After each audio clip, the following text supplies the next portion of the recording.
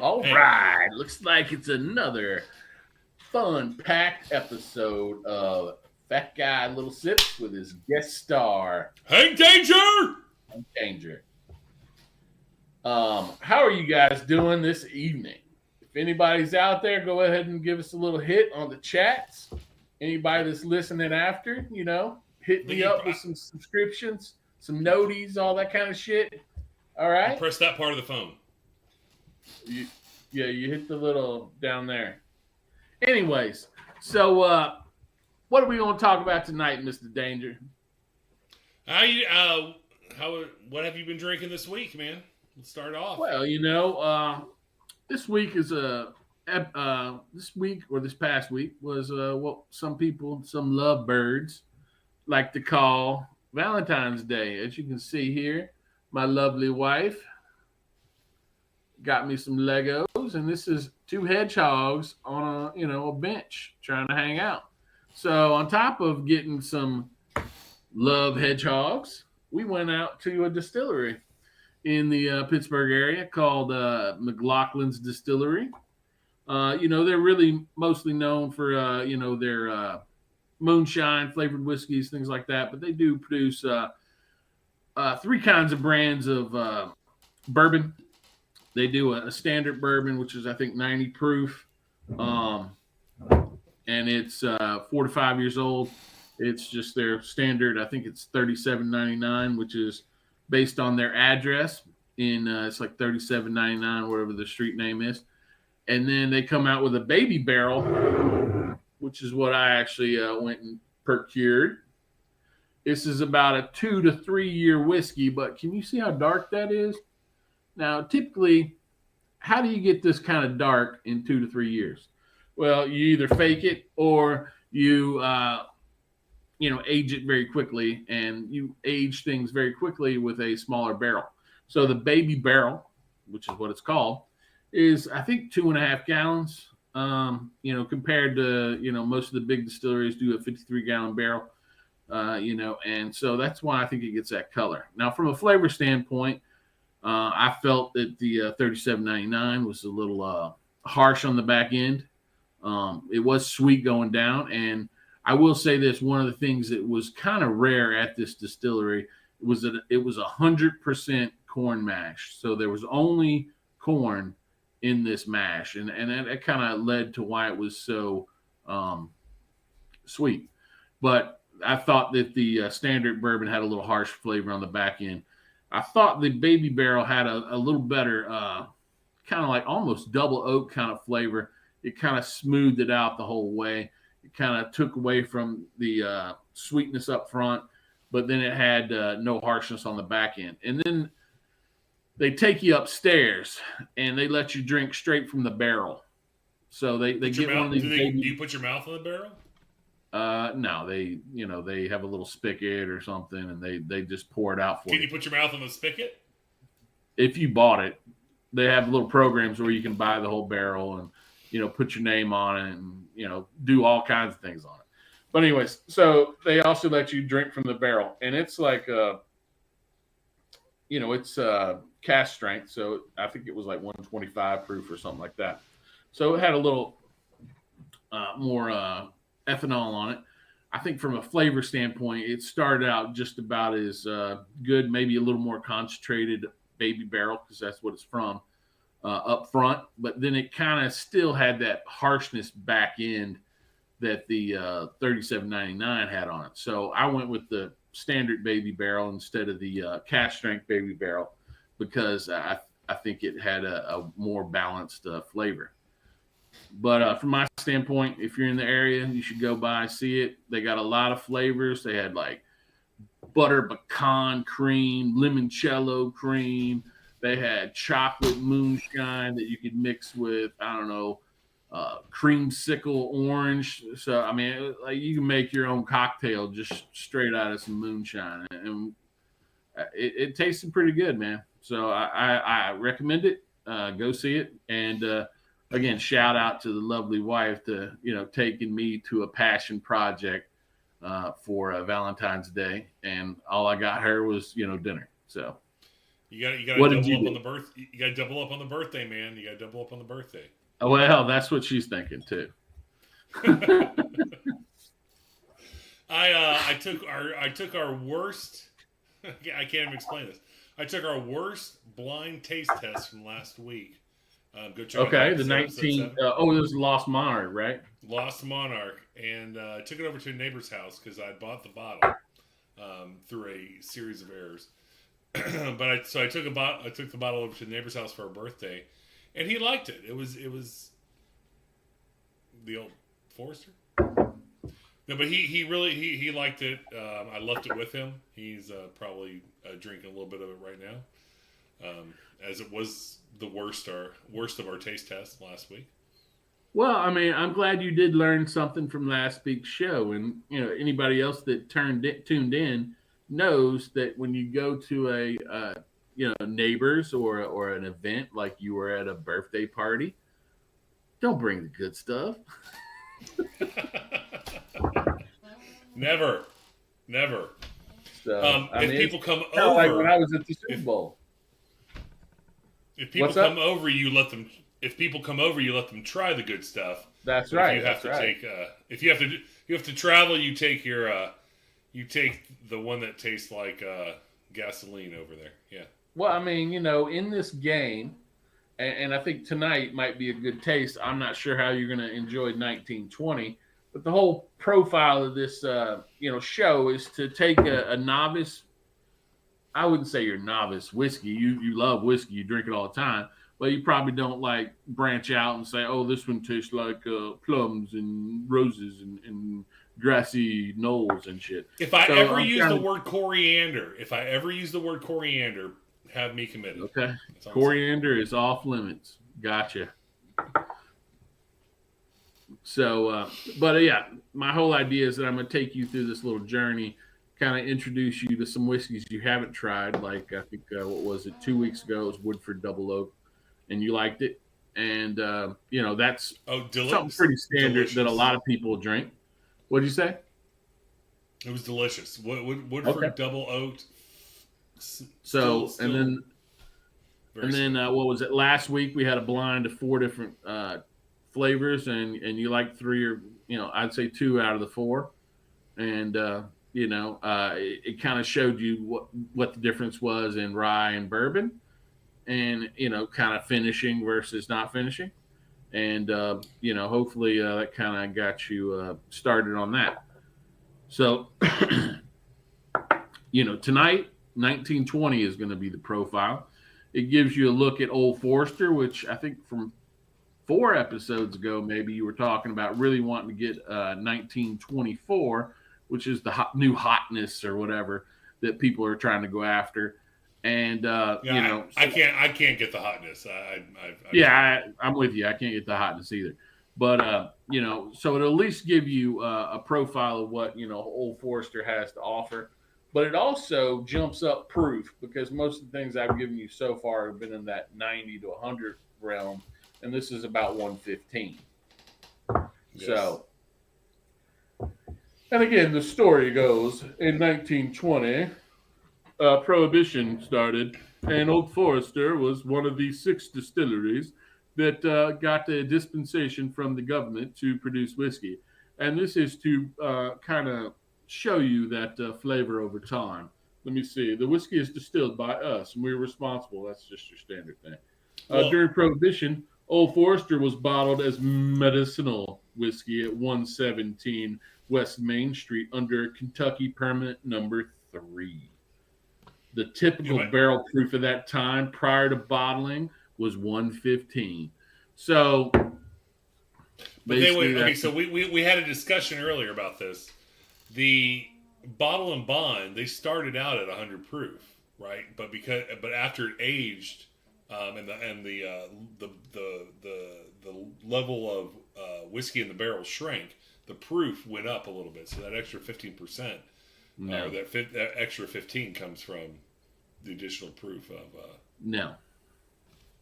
Okay. Comments. Put your comments in. Tell me I'm right. Comments and Hank Danger.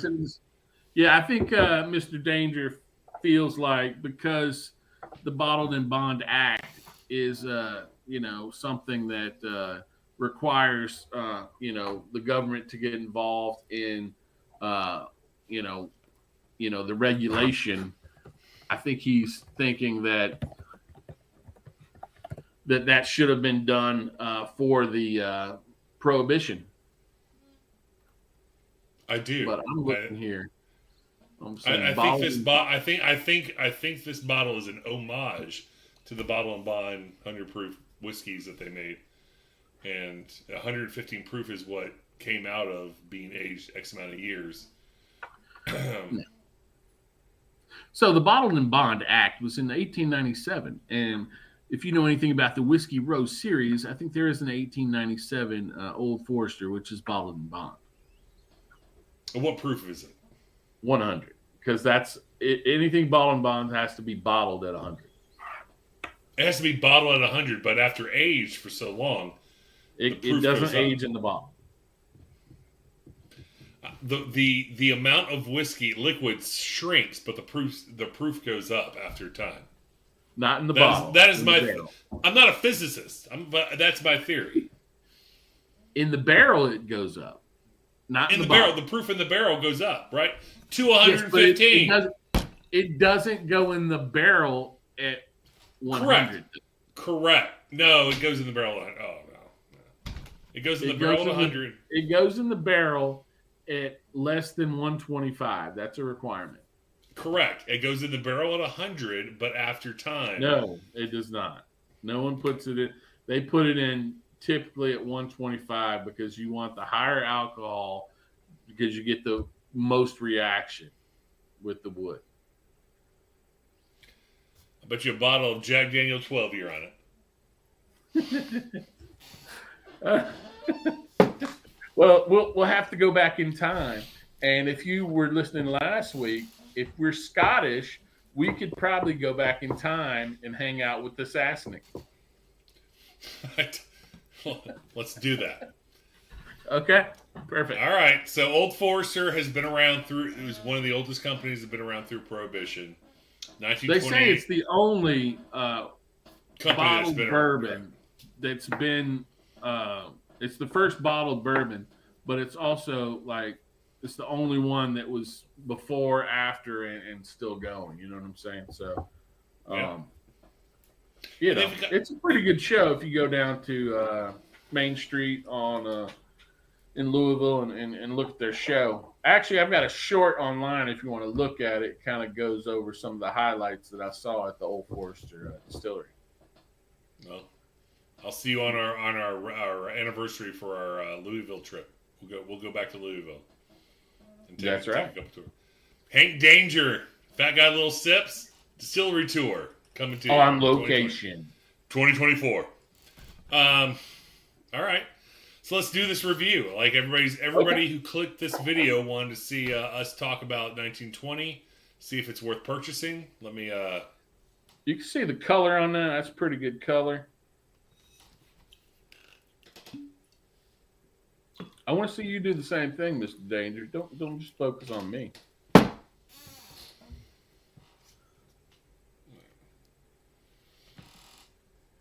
Yeah, baby. Oh, it's gorgeous. It's Nirvana. Little Nirvana in the background. Little X-Files. Yeah, baby. X-Files. Fight the future. Fight the future, baby. Is this just a fun room, or is this like a guest room? This is we moved the. I don't know if you guys are series fans, you'll notice that the bed wasn't in here last week. I know it looks like it's been slept on. Did you get kicked out of the bed? No, the guest bedroom. My wife has turned the guest bedroom into her office, so I have moved the bed into my office. And perfect. Well, congrats to Miss Hank Danger for getting back into work. Miss Hank Danger. We're gonna miss you out here in the real world. All right. So, how does it smell? I get it. I mean, you could definitely get the ethanol off the top. This is the first thing I've drank all night. Wink, wink. And definitely a little ethanol. That's the one. It's very a little rubbing alcohol. It doesn't smell bad. It's just no, and I do get a crisp, like I don't know if it's a stone fruit. I don't know what they're called, but like a pear, apple, those kind of fruits. Not a cherry at all. Not like a dark cherry or raisin or grape. Nothing like that. More like a crisp, a vibrant like type of. Not a citrus, but something very very light fruit. Yeah. But it kind of perks you up, you know. So that's what I get off the nose. Now let's go in for the sip. All right.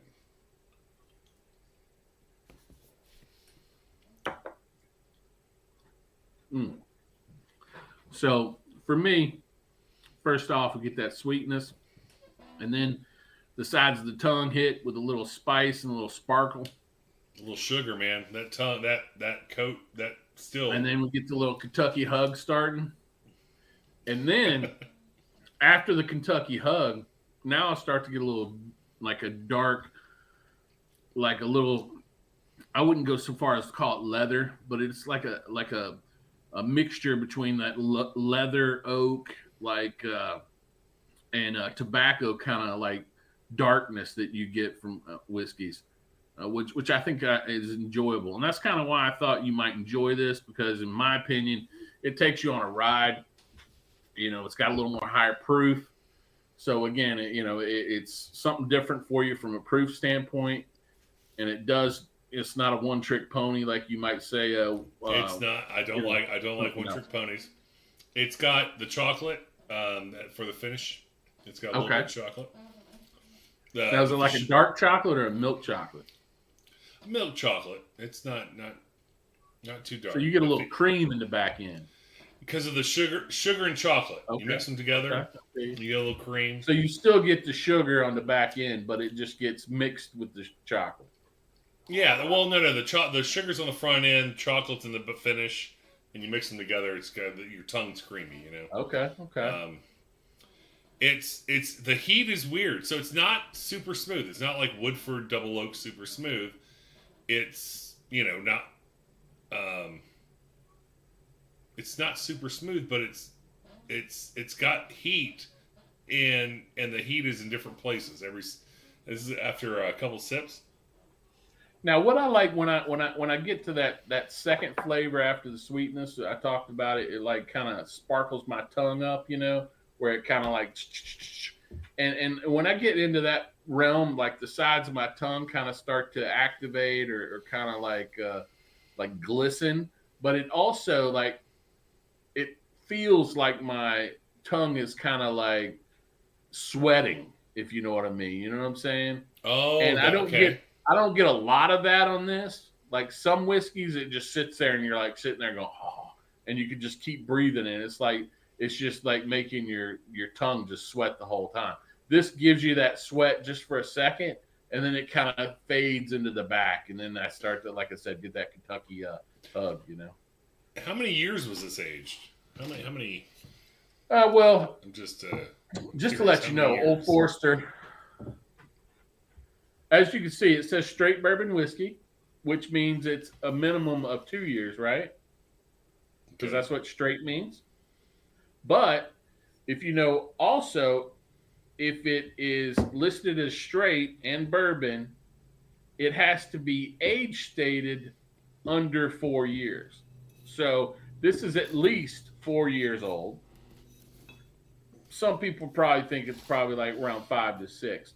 Now, the reason you get so much like color, in a younger type whiskey is because Old Forester, they do heat cycling in their warehouses where they basically pump in steam at different times of the year. So the whiskey itself thinks it's gone through, I don't know, say 4 or 5 different seasons over one full year. So it does produce, some people call it like an acetone, like chemical flavor in the back. Some people just say, oh, it's, I don't taste the difference. But some people do feel like it's like an artificial, a little bit from an aging perspective. But I think a lot of people like it aged that way versus aged in smaller barrels and those kind of things. So again, you're trying to get as much age, as much flavor that you can in as quick a amount of time you can, with still maintaining that quality and quantity. You know what I'm saying? So that's my kind of feel. I would wonder what this would taste like aged a couple more years. You know what I'm saying? Well, I feel you. But again, good personality. Good personality. It's got it. I think, in my opinion, if you age it 2 more years in the same conditions with the heat cycling, you're going to over age it, you're going to over oak it, and it's going to get real bitter. I think it's going to get rid of the sweetness up front completely, and it's just going to go. You're going to get rid of what makes it it. You know what I'm saying? You're going to get rid of what makes it it.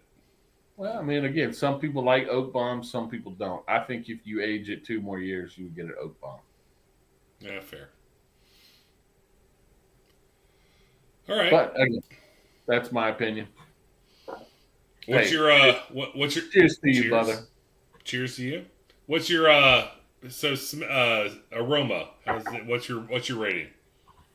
Okay, well, we talked about our rating be 4 main categories where we have a nose. I think from a nose perspective, it's not that great in my opinion. It does bring in the apple and things like that, which is something a little different. So I'm only going to give it like a average rating, but like a 3. And you got what, 2.5, something like that? 2.8. But okay. Yeah. Well, let me write that down so we can have this. Old Forester, 1920. Paul, you said what? 2.8. 2.8. And I said about a 3. Yeah. Now, from a palate standpoint, I think it's got a beautiful palate where, again, it takes you on a ride, which is kind of enjoyable. So I'm gonna go like 3.5, 3. I'm gonna go 3.6 on the palate.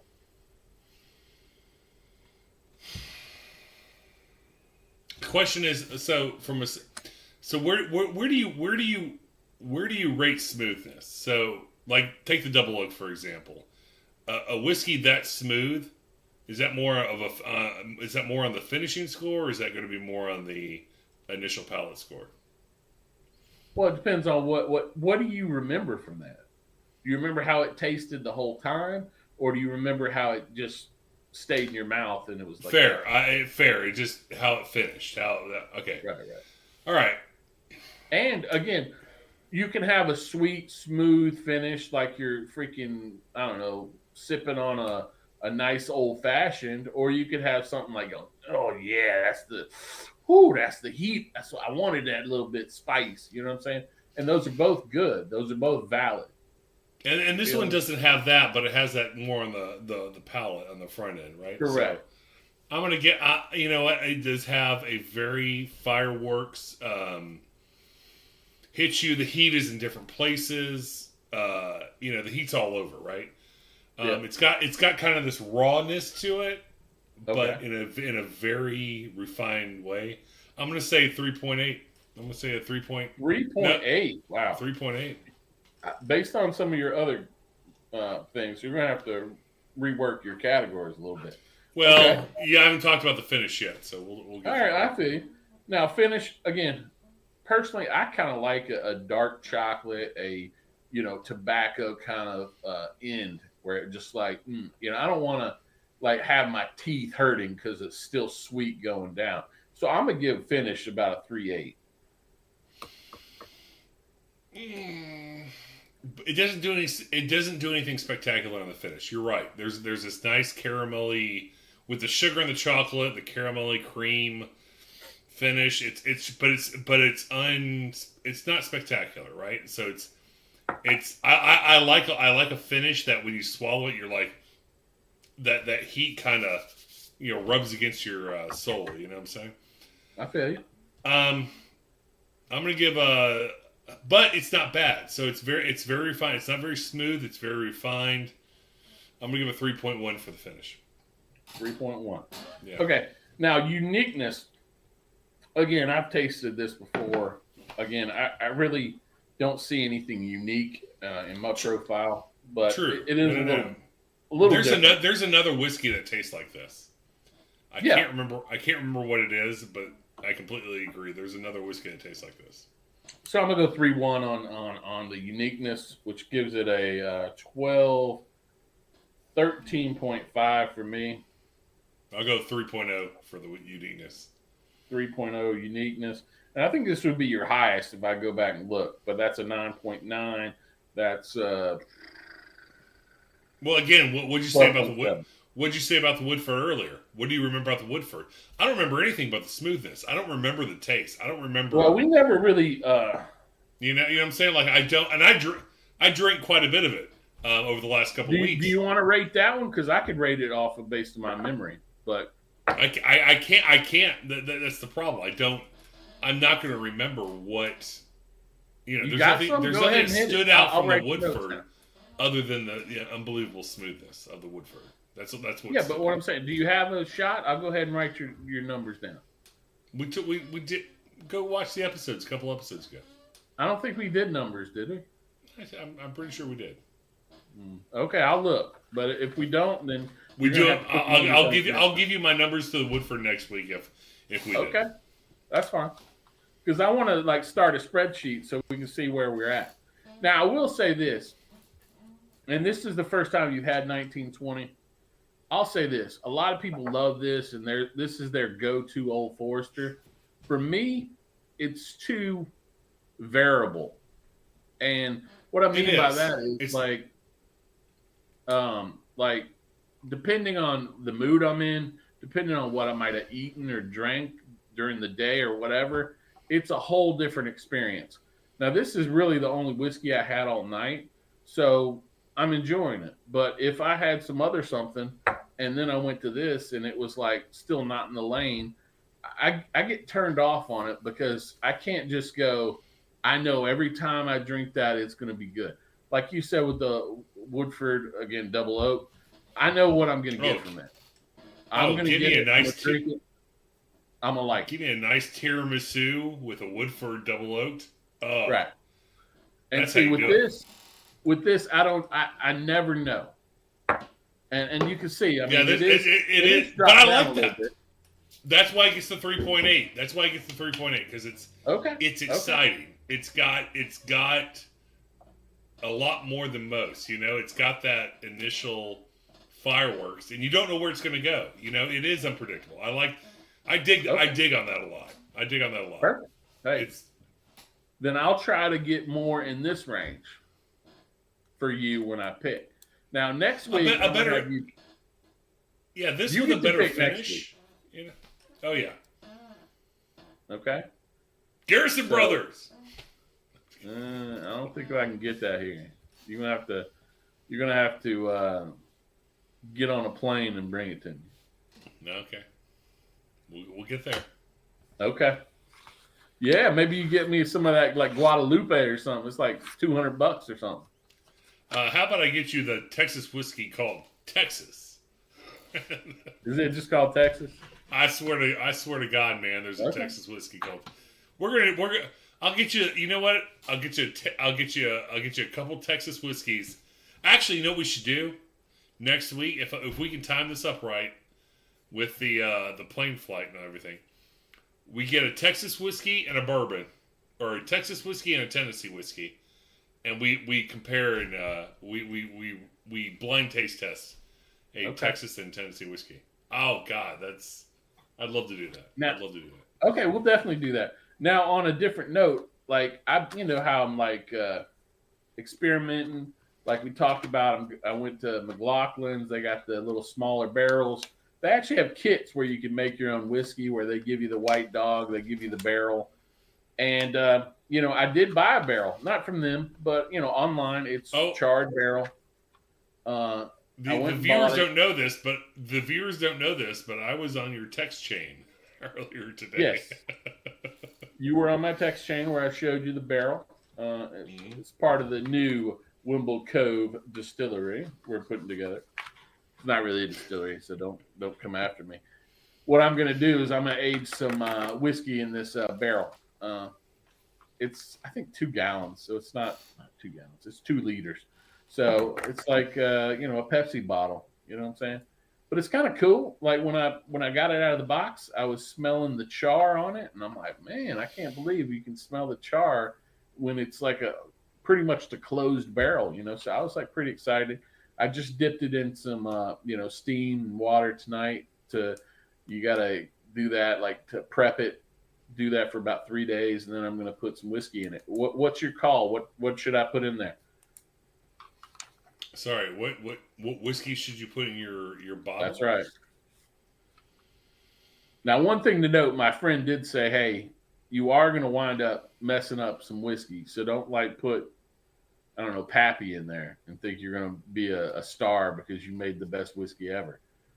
But you should, experiment, throw it in there for a week, see what it tastes like, 2 weeks, 3 weeks, and then get kind of a profile. And then you try to find that, sweet spot, that honey, where you go, all right, this is how long I'm going to age my whiskey.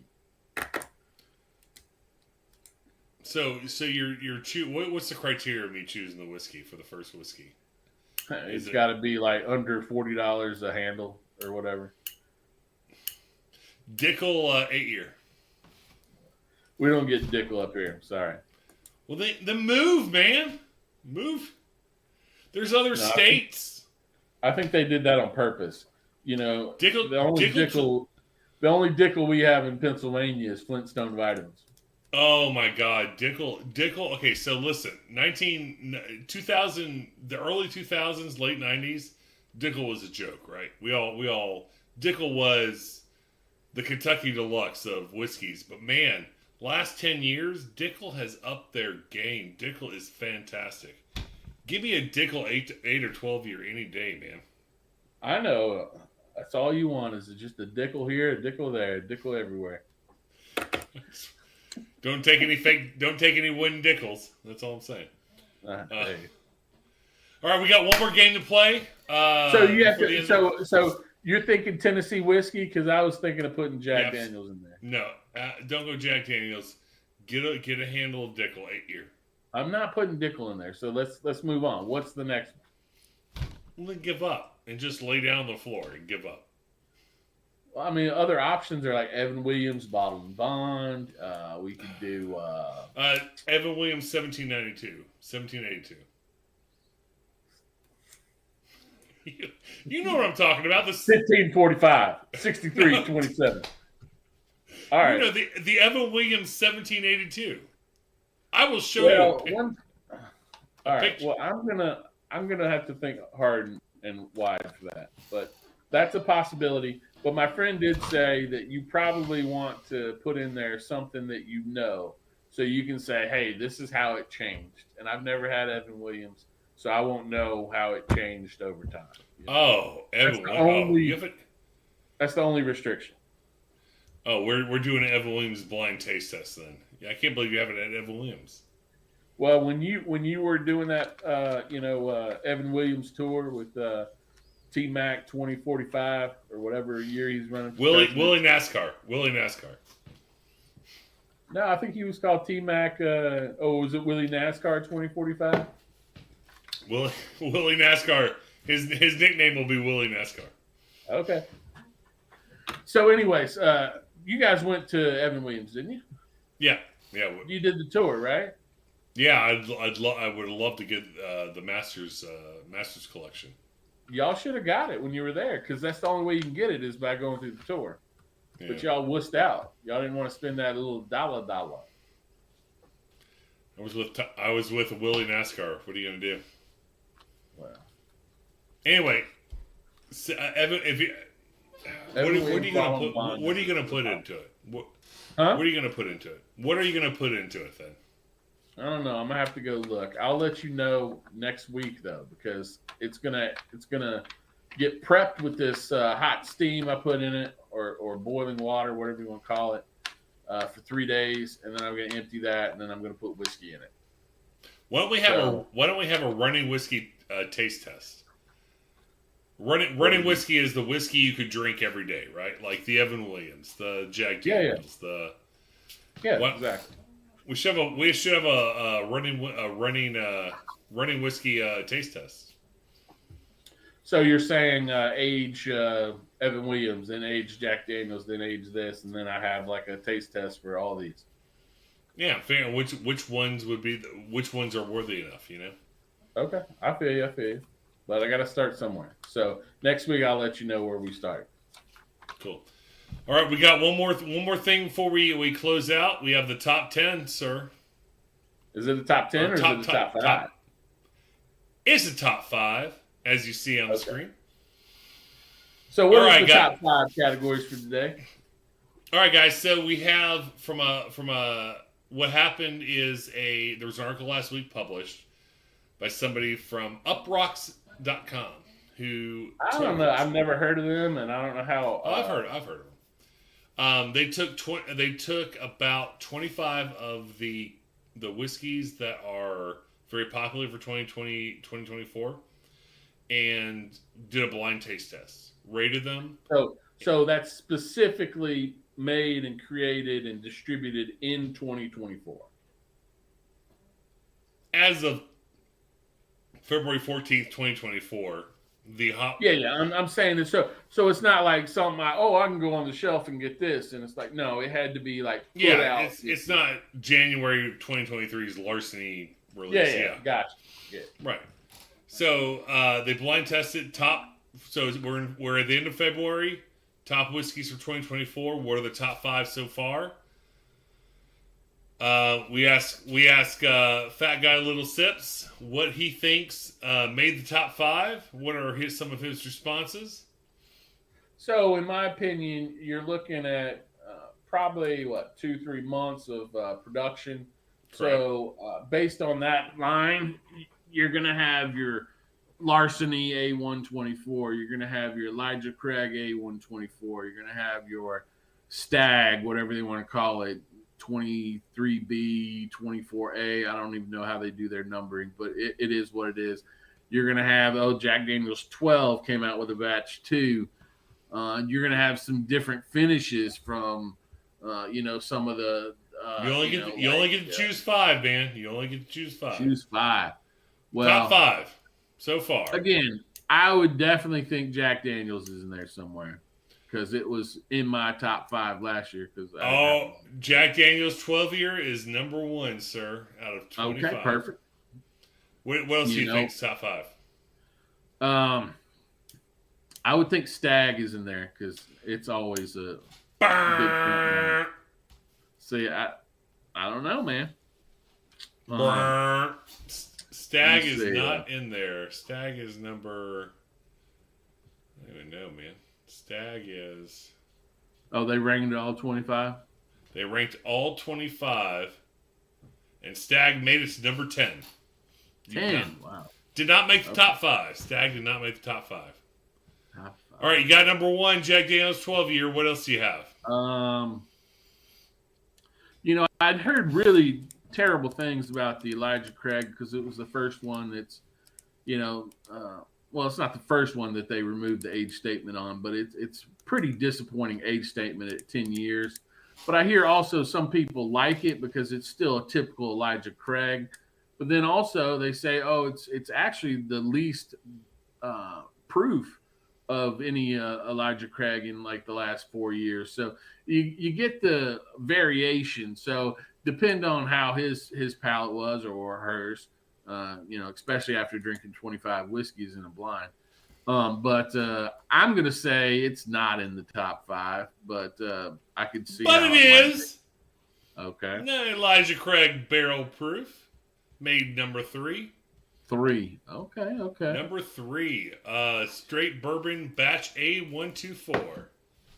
So let me see. What else? There was a Woodford double or triple oak or something like that special edition. Is that in there? Burr! Oh, okay. What number is that? I didn't make up a sound effect or anything for That's fine. But what number is that one? Woodford Reserve. Double. Let's take a double oaks. Yeah. That would be number 11. That would be number 11. Okay. So I like maybe 10 through 15 better than I like 1 through 5, except for the Jack Daniels because that's pretty fire. Oh, 1924. We talked about that a few weeks ago. It's unobtainium currently, but that's probably in there. 1824. What's 1924? The new one, that came out, the 10-year Old Forester. That is number. Oh no. That's number 4, baby. I think I saw something. It was a white bottle, though. That's kind of weird. I think I saw it. Which one is that? That's number 4? Number 4. Old Forester, 1924. Yes. So you got number 1, Jack Daniels 12 year. You got number 3, which is Liger Craig, and you got number 4, which is Old Forester 1924. 5 and 2 are up for grabs, sir. Let's go with like maybe I heard the new Redwood. It's like Devil something or another. It's pretty good. I heard the Redwood Double something or another. It's like Devil's Triumph or something. I forget what it is. Burnt. You got burnt. That is not a. That is not top 5 for sure. Redwood is number. Let me get that for you. That's number 20. 20. Wow. I'm getting worse. 20. I know. We almost did a taste test for Redwood Empire, so thank God, man. Thank God. Well, that's a different flavor. It doesn't matter. It's number 20. I Okay. only want premium whiskeys from this point on. Number 2 and 5. What do you think it could be? How about a 2XO? 2XO. 2XO is number. Oh man, that is it's not even it's not even registering. So burn. I think it's time. Wow. You'll never guess number 5 and number 2. Number 5 is Garrison Brothers. Anything from Texas should be banned immediately. But I agree. I can't even. I'm in the state of Texas right now, and I can't even look at that bottle. I'm waiting for someone from Texas to change my mind. I do want to say that I have a good Still Austin cask strength, but you think it sucks, but I think it's pretty good. Okay, so the cask strength that Billy has of Still Austin is, it tastes like if you took a sole out of somebody's shoe, put it in a whiskey bottle, swirled it around, and then said, "Hey, this is $90." Sweet. It was. I think it was $75. Wasn't it? This is $75. All right, number 2. Last but not least, and we should. I'm kind of interested in this. Is the as one of our reviews is the New Riff High Note.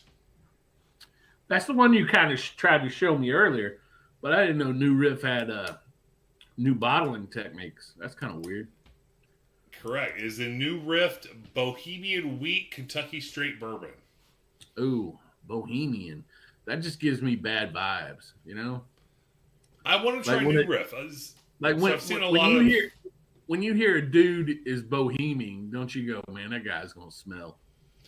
Yeah, but I've seen a lot of New Riff distillery tours on social medias, and I'd love to try the New Riff. Okay. Yeah. I really like their other bottles better, the black ones. I'm not. It's not about appearance; it's about how good the whiskey tastes. Right, but I mean, the more I look at it, it's kind of cool, and I always, kind of appreciate being able to see the liquid, so you know how dark it is, and that definitely shows you the liquid, which is good. So, I mean, overall, I think, maybe you keep the black bottle on certain things, just to, keep the tradition, but I could see him going to something like that from overall look and feel. It's kind of nifty. It's not too bad. Yeah. All right. There you go. So anything else tonight, sir? That's it. That's your top 5, and my name is Hank Danger. All right, man. Fat Guy Little Sips. Enjoyed the evening with Hank Danger, my buddy. And you guys down in the bottom here or whatever, hit those little buttons to make me become a star. See you later, guys. I'm out. Hank Danger!